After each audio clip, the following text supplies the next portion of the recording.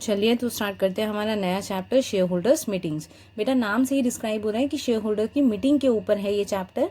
इसमें हम यही टॉपिक्स कवर करेंगे, एजीएम, ईजीएम, प्रोसीजर और रिक्विसाइट्स वैलिड मीटिंग के और रिजोल्यूशंस के बारे में। तो चलिए स्टार्ट करते हैं फटाफट कि जो किसी कंपनी के मेंबर्स होते हैं उनका एक फंडामेंटल राइट है कि कंपनी की कॉर्पोरेट डिसीजन मेकिंग में वो पार्टिसिपेट करे और अपने रिप्रेजेंटेटिव्स को अपॉइंट करे, जिन्हें हम क्या कहते हैं, डायरेक्टर्स, ताकि वो कंपनी को रन कर सके और कंपनी को अफेयर्स को मैनेज करे। जो राइट्स होते हैं शेयर होल्डर्स के वो इंश्योर करे जाते हैं मीटिंग के अंदर। और जो मेंबर्स की मीटिंग होती है बेटा उसे क्या कहते हैं, जनरल मीटिंग। ठीक है, और ये टाइम टू टाइम करनी ज़रूरी है। आगे देखिए, जनरल मीटिंग कितने तरह की होती है, 2 तरह की। The first one is AGM annual general meeting and the second one is EGM, that is extra ordinary general meeting. ये ध्यान दीजिएगा, स्टैट्यूटरी मीटिंग को, स्टैट्यूटरी रिपोर्ट जो एक सेक्शन था इसको यहाँ इसको ड्रॉप कर दिया गया है। ठीक है, आगे देखिए, एजीएम को डिस्कस करते हैं। पहले एजीएम का मतलब क्या है। ये एक रेगुलर मीटिंग है जो कि साल में एक बार की जाती है। ये मीटिंग अपॉर्चुनिटी प्रोवाइड करती है मेंबर्स को कि वो कंपनी की वर्किंग को रिव्यू कर सके, अपने व्यूज़ को एक्सप्रेस कर सके मैनेजमेंट के लिए। और पर्पस क्या है इस मीटिंग का, बिजनेस, ऑर्डिनरी बिजनेस को ट्रांजैक्ट करना। दोबारा मैं बोल रही हूँ, ऑर्डिनरी बिजनेस को ट्रांजैक्ट करना। जो ऑर्डिनरी बिजनेस है इसमें क्या क्या चीज़ें आ जाती है बेटा, कि कंपनी की जो फाइनेंशियल स्टेटमेंट्स है उनको कंसिडर करना, जो रिपोर्ट बोर्ड ऑफ डायरेक्टर्स ने या ऑडिटर्स ने दी है उनको कंसिडर करना। See the next point is कि डिक्लेरेशन ऑफ डिविडेंड्स, या फिर डायरेक्टर्स को अपॉइंट करना उनकी जगह पे जो रिटायर हो रहे हैं, या फिर अपॉइंट करना या फिर फिक्स करना ऑडिटर्स की रेम्यूनरेशन को। ओके, आगे डिस्कस करते हैं स्टैट्यूटरी रिक्वायरमेंट। देखो, स्टैट्यूटरी रिक्वायरमेंट का ये थ्योरेटिकल तो आप पढ़ सकते हो, मैं आपको इसकी बेसिक बातें यहाँ पे बता देती हूँ। एक एग्जांपल चलिए यहाँ पे समझते हैं। देखो, अगर कोई कंपनी पहली बार मतलब बनी है, इनकॉर्पोरेट हुई है, तो उसके केस में जब उसकी फाइनेंशियल ईयर खत्म होगा, सपोज सितंबर में कंपनी बनी है, तो बेटा सितंबर से अब इसका फाइनेंशियल ईयर खत्म कब होगा, 31 मार्च को। तो यहाँ पर इस साल के लिए सितंबर से 31 मार्च कंपनी को ज़रूरत नहीं है अपनी इसकी एजीएम की कंडक्ट करने की। लेकिन 31 मार्च खत्म होने के बाद 9 महीने के अंदर, विद इन 9 मंथ्स, कंपनी को अपनी एजीएम कंडक्ट करनी है। ठीक है, अब ये तो उसके लिए बात हुई थी जो कंपनी न्यूली इनकॉर्पोरेटेड थी। अब जो कंपनी एग्जिस्टिंग है, ठीक है, और ये फिर कंपनी आगे की भी इसकी होगी ना, क्योंकि अब पहले न्यूली इनकॉर्पोरेट थी, ठीक है, लेकिन 9 महीने के बाद तो ये एग्जिस्टिंग हो गई ना अपना फाइनेंशियल ईयर खत्म होने के बाद। तो अब इसको समझो, अगर सब्सिक्वेंट है तो उसके केस में कितना 6 मंथ का टाइम पीरियड देखा जाएगा, कि मतलब जब फाइनेंशियल ईयर खत्म हुई है तो उसके 6 महीने के अंदर अंदर कंपनी को अपनी एजीएम कंडक्ट करनी है। यहाँ पे मैं आपको एक एग्जांपल समझाती हूँ। ये देखिए, 2 फाइनेंशियल ईयर लिए मैंने, 1920 और 20 से 21। अब यहाँ पे मैं आपसे 2 बातें डिस्कस करती हूँ। चलो पहले मैं आपको यहाँ पे समझाती हूँ। देखो कि जो सब्सिक्वेंट एजीएम है वो विद इन 6 मंथ्स होनी है फाइनेंशियल ईयर क्लोज होने के बाद, पहली चीज। और दूसरी चीज कहते हैं कि 2 एजीएम के बीच का इंटरवल 15 महीने से ज्यादा नहीं होना चाहिए। चलिए फटाफट से समझते हैं कि 2019-20 के सेशन के लिए मई के अंदर मीटिंग हुई, सपोज करो, ठीक है, और अब जो 20 और 21 के लिए होनी चाहिए, तो लॉ ने कितनी टाइम की लिमिट दिया हमें, 6 महीने की। तो 6 महीने के अंदर अंदर कंडक्ट करनी है। यानी कि अगर फाइनेंशियल ईयर 31 मार्च को खत्म होता है तो 6 महीने कब हुए, 30 सितंबर। लेकिन अगर इस कंपनी ने जुलाई के बाद, सपोज करो अगस्त में मीटिंग करी, तो अगस्त में इसको 15 महीने एक्सीड कर जाएंगे। इस मई से, कौन से वाले, 2020 के मई से 2021 के अगस्त तक जाओगे तो 15 महीने से ज्यादा का टाइम हो जाएगा। तो इसलिए इस कंपनी को जुलाई से या फिर जुलाई तक अपनी, जुलाई से पहले पहले या जुलाई तक अपनी मीटिंग को, एजीएम को कंडक्ट करना होगा। ठीक है, लॉ की उसको प्रोविजंस को पूरा करने के लिए, कंप्लाई करने के लिए उसके साथ।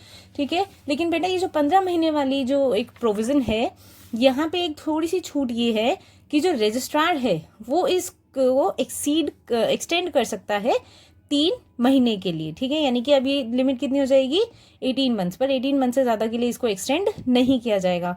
और एक बात ध्यान देने वाली है कि अगर कंपनी एक ये एक्सक्यूज़ रखती है कि भाई अभी हमारी फाइनेंशियल अकाउंट्स पूरे नहीं हुए, तो ये जो है एक वैलिड रीज़न नहीं माना जाएगा। और apart from this financial year आप सबको पता ही है 31 मार्च को ख़त्म होगा। अब आगे देखिए कि हर कैलेंडर ईयर में एक एजीएम होना ज़रूरी है। यानी कि कैलेंडर ईयर क्या हुआ, अगर मैं बात करूँ 2020 की, तो 2020 के लिए कैलेंडर ईयर क्या होगा बेटा, जनवरी से दिसंबर, ये अगले साल में नहीं जाएगा, ये अगले साल तक एक्सीड नहीं करेगा। तो जनवरी से दिसंबर तक जो 2020 का एक कैलेंडर ईयर है, तो हर कैलेंडर ईयर के लिए एक जनरल मीटिंग होना ज़रूरी है। आगे देखिए कि ये डायरेक्टर्स की स्टैट्यूटरी ड्यूटी है मीटिंग को कंडक्ट करना, चाहे अकाउंट्स रेडी हुए हो या ना हुए हो। अगर अकाउंट्स रेडी नहीं है तो क्या है कि प्रॉपर प्रोसीजर के साथ आप मीटिंग को एडजर्न कर सकते हैं फ्यूचर डेट पे, लेकिन होनी कब चाहिए, उसी ईयर में, फॉलोइंग ईयर में होनी चाहिए। अपार्ट फ्रॉम दिस ये भी एक्सेप्ट नहीं किया जाएगा कंपनी से किसी तरह का कोई एक्सक्यूज़ कि कंपनी फंक्शन नहीं कर रही है, ठीक है। और या फिर कंपनी की, अगर कंपनी गवर्नमेंट ने ले लिए तब भी ये कोई एक्सक्यूज़ नहीं है, कंपनी को अपनी मीटिंग कंडक्ट करनी पड़ेगी, ठीक है। चलिए, अब ये नीचे एक एग्जांपल दिया है, आप इस एग्जांपल को समझने की कोशिश कीजिएगा, थोड़ा सा ब्रेन लगाइएगा। अब आगे देखिए, जो अथॉरिटी है मीटिंग को कन्वीन करने की, वो किसकी है, बोर्ड ऑफ डायरेक्टर्स की। जो बोर्ड ऑफ डायरेक्टर्स है वही मीटिंग को कन्वीन कर सकते हैं। और एक बात का ध्यान रखिएगा कि जो इंडिविजुअल डायरेक्टर्स होते हैं उनके पास पावर नहीं है मीटिंग को कंडक्ट करने की, जो सारे डायरेक्टर्स मिलकर के करेंगे, that is board of directors meetings को कन्वीन करते हैं। और उसके अलावा जो सेक्रेटरी है वो कोई किसी भी तरह का नोटिस इशू नहीं कर सकता है एजीएम से एसोसिएटेड, ठीक है, बोर्ड की अथॉरिटी के बिना। आगे देखिए टाइम एंड प्लेस क्या रहेगा बेटा। टाइम की बात करूँ तो देखो टाइम दिया हुआ 9 AM से 6 PM होना चाहिए जनरल मीटिंग एजीएम के लिए। और फिर आगे क्या है, प्लेस क्या होना चाहिए मीटिंग का, कंपनी का रजिस्टर्ड ऑफिस। और अगर कंपनी के रजिस्टर्ड ऑफिस में नहीं हो रही है तो उस सिटी में तो उस सिटी में ही कंडक्ट करना जहां कंपनी का रजिस्टर्ड ऑफिस है। आगे देखो नोटिस की रिक्वायरमेंट की बात करूं तो मैं आपको याद दिलाती हूँ, पिछले डायरेक्टर्स वाले चैप्टर में हमने पढ़ा था कि बोर्ड मीटिंग के केस में 7 days प्रायर नोटिस दिया जाता है डायरेक्टर्स को कि आपको मीटिंग में अपीयर होना है, ठीक है। यहाँ पे कौन सा चैप्टर, हमारा शेयर होल्डर्स का, इसके केस में 21 days रिटर्न नोटिस पहले दिया जाएगा, किनको, शेयर होल्डर्स को, मेंबर्स को, कि हम मीटिंग कंडक्ट करने जा रहे हैं। लेकिन एक शॉर्टर नोटिस भी दिया जा सकता है अगर अर्जेंट केस में, लेकिन उसकी कंडीशन एक्सेस में क्या हो गई कि अगर जो मेंबर्स एंटाइटल्ड है उस मीटिंग के अंदर वोट करने के लिए उनका कंसेंट होना चाहिए। तो अगर 95% शेयर होल्डर्स एग्री करते हैं, ठीक है, we are allowing shorter, accepting the shorter notice as well, तो वो इसको शॉर्टर नोटिस पे भी मीटिंग कंडक्ट कर सकते हैं। अब देखिए कोई अगर किसी भी तरह का डिफॉल्ट होता है एजीएम से रिलेटेड, कोई डिफॉल्ट किया जाता है कंपनी की एनुअल जनरल मीटिंग को कंडक्ट करने में, तो ट्रिब्यूनल क्या कर सकता है, किसी मेंबर की एप्लीकेशन पे, ठीक है, या कॉल कर सकता है कंपनी को या फिर डायरेक्ट कर सकता है एजीएम को, ठीक।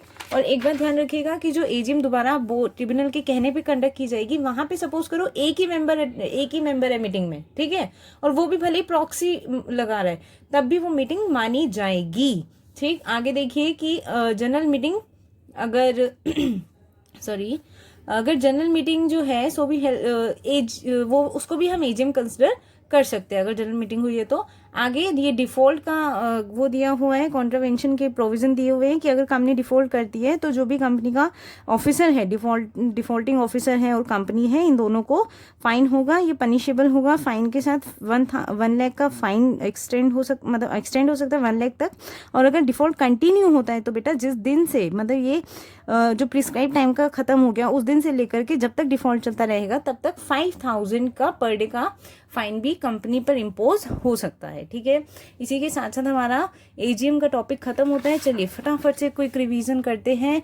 मीनिंग की बात करें तो एनुअल जनरल मीटिंग साल में एक बार होगी। पर्पस की बात करें तो ऑर्डिनरी बिजनेस को ट्रांजैक्ट करने के लिए। स्टैट्यूटरी रिक्वायरमेंट क्या है कि जो कंपनी न्यूली इनकॉर्पोरेटेड है उसके फर्स्ट ईयर में तो नहीं होगी, लेकिन उसके सब्सिक्वेंट 9 months के अंदर जब फाइनेंशियल ईयर खत्म होगा तो कंपनी को कंडक्ट करनी है। और सब्सिक्वेंट के केस में 6 महीने के अंदर और 2 के बीच में 15 मीटिंग, 2 एजीएम के बीच में 15 महीने से ज्यादा का गैप नहीं होना चाहिए। Authority to convene general meeting किसकी, एजीएम किसकी है, डायरेक्टर्स की। उसके बाद टाइम एंड प्लेस, टाइम क्या है बेटा 9 to 6, प्लेस क्या है रजिस्टर्ड ऑफिस या फिर वो सिटी, उस सिटी के अंदर कहीं भी जहाँ पे रजिस्टर्ड ऑफिस है। नोटिस रिक्वायरमेंट की बात करूँ तो 21 दिन पहले नोटिस देना है। और डिफॉल्ट की बात करें तो ये कॉन्ट्रावेंशन के फाइन्स एंड पेनल्टीज, ठीक है, जो हम डिस्कस कर चुके हैं।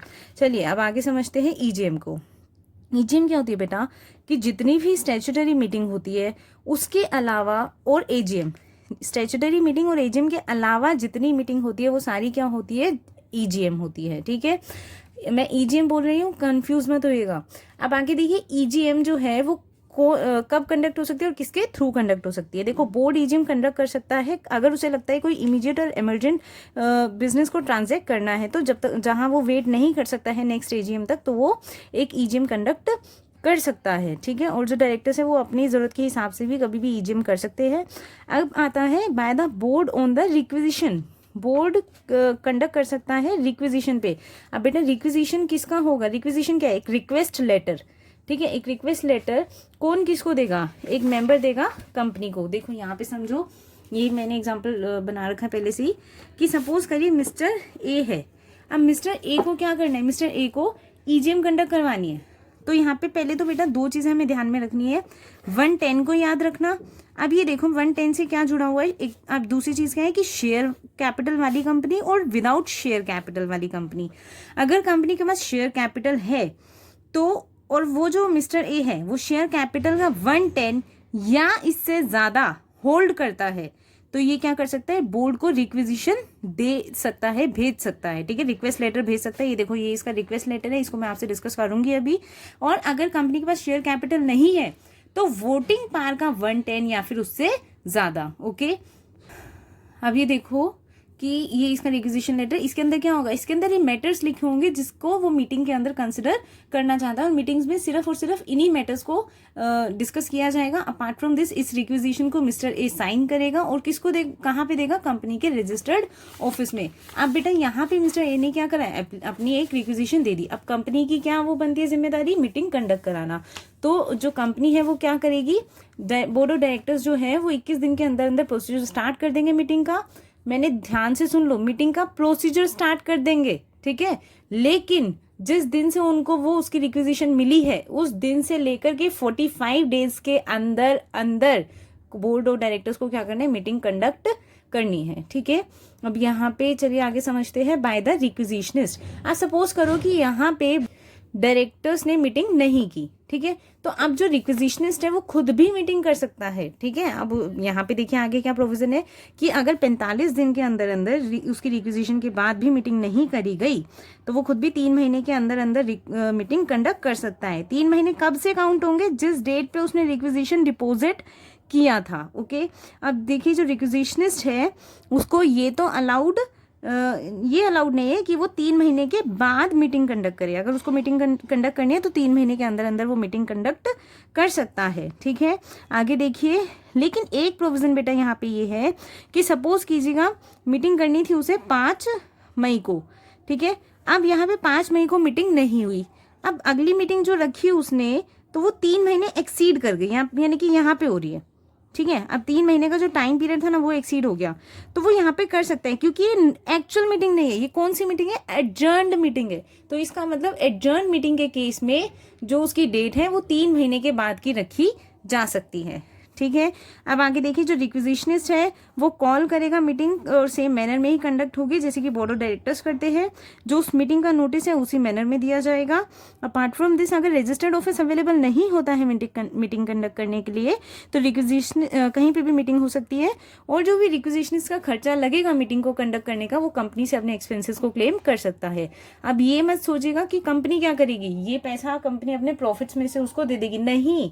कंपनी ये पैसे की भरपाई कहाँ से करेगी, इंडेमनीफाई कहाँ से करेगी, कंपनी उन डिफॉल्टेड डायरेक्टर्स की फीस में से या फिर उनकी रेम्युनरेशन में से ये पैसा डिडक्ट कर लेगी, ठीक है।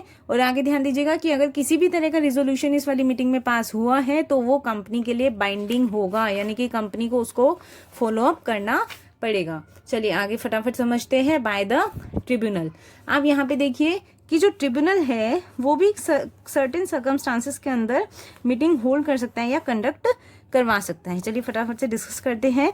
जब कंपनी के लिए इम्प्रैक्टिकेबल हो जाता है मीटिंग को कंडक्ट करना, ठीक है, या फिर जब ये जब ये इम्पॉसिबल हो गया कंपनी के लिए मीटिंग को होल्ड या कंडक्ट करना, तो इसके क्योंकि कुछ प्रोविजन ही ऐसा हो गया एक्ट का या फिर एओए का कि उसके कारण मीटिंग नहीं हो पाएगी। अब तो जो पहले वाला केस है इसका मैं आपको एक एग्जांपल देती हूँ। आपको डायरेक्टर्स वाले चैप्टर में याद होगा मैंने एक बात बताई थी कि समटाइम्स ऐसा भी हो सकता है कि सारे के सारे डायरेक्टर्स ने at a same point of time resign कर दिया, तो अब कंपनी के पास डायरेक्टर्स नहीं होंगे, ठीक है। तो इस केस में क्या होगा, तो यहाँ पे जो कंपनी है वो अप्रोच कर सकती है ट्रिब्यूनल को कि भाई अब हम क्या करें, मीटिंग कैसे कंडक्ट करें, तो वहाँ पे ट्रिब्यूनल उनको मैनर बता देगा। या फिर आगे देखिए, अगर ये पॉसिबल ही नहीं है कंपनी के लिए मीटिंग को करना किसी प्रोविजन के कारण, तो ट्रिब्यूनल जो है वो मॉडिफाई कर सकते हैं या फिर सप्लीमेंट कर सकता है प्रोविजंस को या फिर एओए को, ताकि मीटिंग को कंडक्ट कराया जा सके। और बेटा सेम कंडीशन कि अगर एक मेंबर भी प्रेजेंट होता है या फिर उसकी प्रॉक्सी भी है तो भी मीटिंग माना जाएगा कि मीटिंग कंडक्ट हुई है, ठीक है। जो आगे ट्रिब्यूनल है वो क्या कर सकता है बेटा, मीटिंग कंडक्ट करा सकता है या तो खुद से ही ऑफ इट्स ओन मोशन, या फिर किसी डायरेक्टर की एप्लीकेशन पे, या फिर किसी मेंबर की एप्लीकेशन पे, रिक्वेस्ट पे, ठीक है, जिसको वोटिंग का राइट है बस वो वाला मेंबर। ओके, अब जल्दी से इसको कंपेयर कर लेते हैं। जो एजीएम है वो साल में एक बार होगी, और इसके अलावा एजीएम से अलग जो मीटिंग है वो ईजीएम होती है। ये सभी कंपनीज पे एप्लीकेबल है, ये भी सब कंपनीज पे एप्लीकेबल है। With in 6 months of the close of financial year, ठीक है, फाइनेंशियल ईयर के क्लोज होने के 6 महीने बाद ही मीटिंग हो सकती है, और ये कभी भी कर सकते हैं। पर्पस क्या है ये देखो, ये पढ़ लेना। आगे देखते हैं, हु में कॉल बोर्ड ऑफ डायरेक्टर, ये कौन कर सकता है, ये बोर्ड ऑफ डायरेक्टर्स कर सकते हैं, और ये तो हमने पढ़ ही लिया कि बोर्ड कर सकता है, रिक्विजिशनिस्ट कर सकता है, और ट्रिब्यूनल कर सकता है, ठीक। आगे देखिए, यहाँ पे डिफॉल्ट होगा तो वही ट्रिब्यूनल का जो फाइन इम्पोज होगा, यहाँ पे भी फाइन होगा डिफॉल्ट उस पर। और बेटा इसका फाइन जो मेंशन नहीं किया, सेम फाइन ही चार्जेबल होगा। अब अपार्ट फ्रॉम दिस हम अपना ये वाला टॉपिक ख़त्म कर चुके हैं। यहाँ पे देखिए, अब हम अपने यहाँ पे हमने मीनिंग डिस्कस कर लिया है, उसके बाद हमने एजीएम भी ख़त्म कर लिया है। हमने एजीएम के भी ये चारों पॉइंट कर लिए कि बोर्ड कर सकता है या फिर बोर्ड किसी की रिक्विजिशन पे कर सकता है, रिक्विजिशनिस्ट खुद भी कर सकता है, और ट्रिब्यूनल भी कर सकता है। चलिए अब आगे पढ़ते हैं।